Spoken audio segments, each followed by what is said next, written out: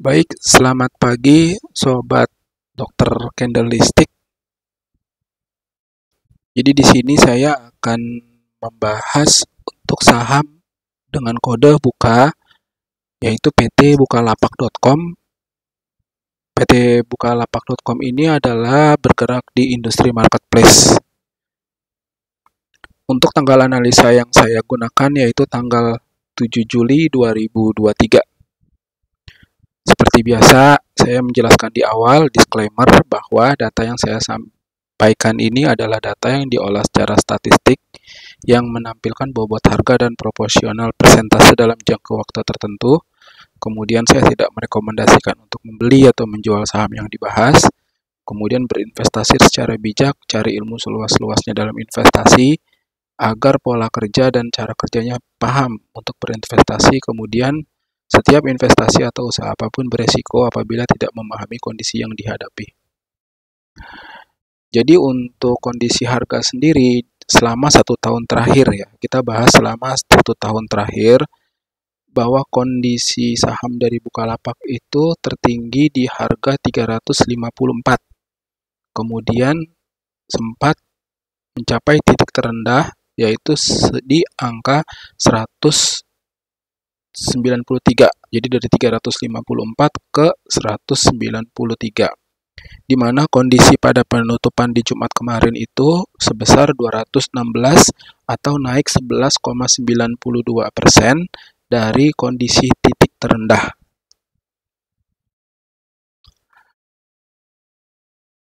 Kalau dari grafik Ichimoku sendiri, kalau kita lihat dari saham Bukalapak, maka saham tersebut ini berusaha untuk mendekati garis harian jangka pendek dan jangka panjang.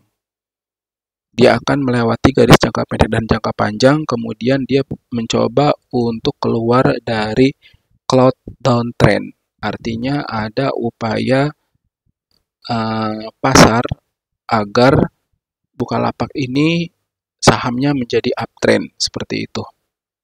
Ini saya ambil di tanggal 7 Juli 2023.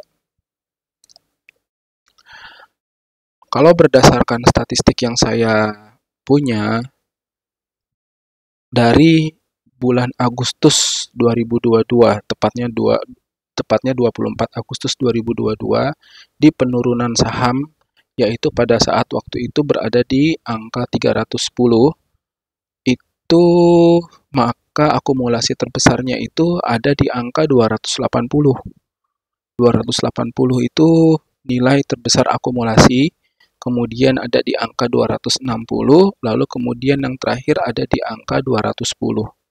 Nah, jadi kemudian kemungkinan di harga 216 ini adalah naik dari angka 210 tadi, atau misalnya jika suatu saat harganya di angka di bawah 200, itu artinya saham Bukalapak ini sudah melebihi garis bawah statistik yang ada.